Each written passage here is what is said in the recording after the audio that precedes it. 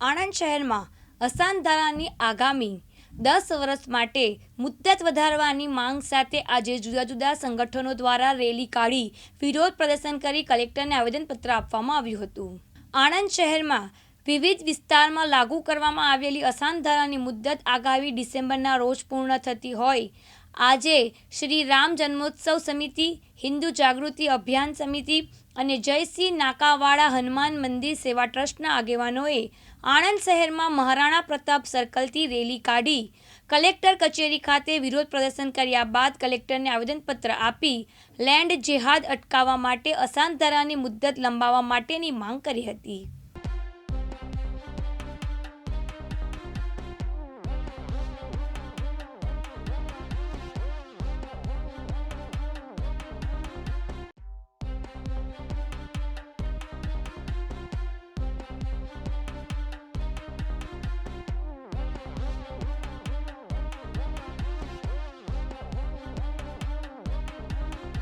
Doctor Shailesh Shah Hindu संगठन માટે આણંદ શહેરમાં કામ કરું છું।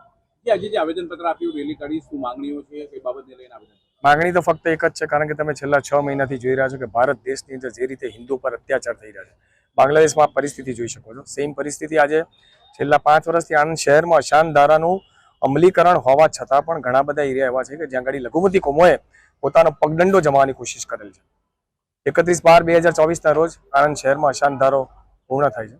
સરકારશ્રીને આજથી 1 મહિના પહેલા હિન્દુ સંગઠનો તરફથી પત્ર લખવામાં આવેલ। સરકારશ્રીએ બહુ જ પોઝિટિવ હકારાત્મક અભિગમ અપનાવીને કલેક્ટરશ્રીને આદેશ બી કરેલ કે આ બાબતે આપ તપાસ કરવી, પરંતુ અમારી માંગ આજે એ છે કે આણંદના ઘણા બધા વિસ્તાર એવા છે કે જે 5 વર્ષ પહેલા અશાનધારામાં જેને સમાવેશ નહોતો કર્યો, એમાં સલાટિયાપુરિયા જે સૌથી મોટો વિષય છે।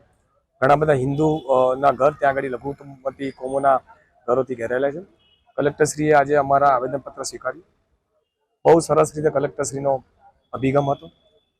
કલેક્ટરશ્રીએ એમ પણ કહ્યું કે તમે જે શરૂઆતમાં અરજી આપેલી છે 1 મહિના પહેલા તેની માટેની પ્રોસિજર સરકારમાં થઈ ગઈ છે।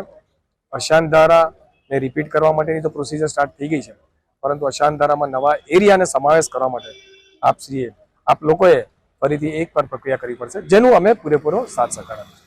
जिग्नेश प्रजापति, श्री राम जन्मोत्सव समिति आनंद प्रमुख। કઈ બાબતને લઈને આજે રેલી કાઢીને આવેદનપત્ર આપવામાં आज रोज 16 डिसेम्बर 2024 रोज कलेक्टर साहेब ने आज श्री राम जन्मोत्सव समिति, हिंदू जागृति अभियान समिति અને શહેરના અને જિલ્લાના વિવિધ હિન્દુ સંગઠનો દ્વારા કલેક્ટર સાહેબને અસાનધારા માટે આવેદનપત્ર આપવામાં આવ્યું છે। કારણ કે 31 ડિસેમ્બરના રોજ આણંદ શહેરમાં જે 5 વર્ષથી ચાલતો આવેલો અસાનધારો એ પૂર્ણ થાય છે અને આ અસાનધારો છે એ વધુ આગામી 10 વર્ષ માટે લંબાવવામાં આવે અને શહેરના બીજા જે બાકી રહી ગયેલા વિસ્તારો છે જ્યાં આગળ હિન્દુ સમાજ પ્રતાડિત છે ત્યાં એ વિસ્તારોને પણ આ અસાનધારા હેઠળ આવરી લેવામાં આવે એ માટે આજે અમે કલેક્ટર સાહેબને આવેદનપત્ર આપ્યું છે અને હવે ત્યાર પછી એસપી સાહેબને પણ આવેદનપત્ર આપવા જવાના છીએ। ચિરાગ સૈયદ, દિવ્યાંગ ન્યૂઝ, આણંદ।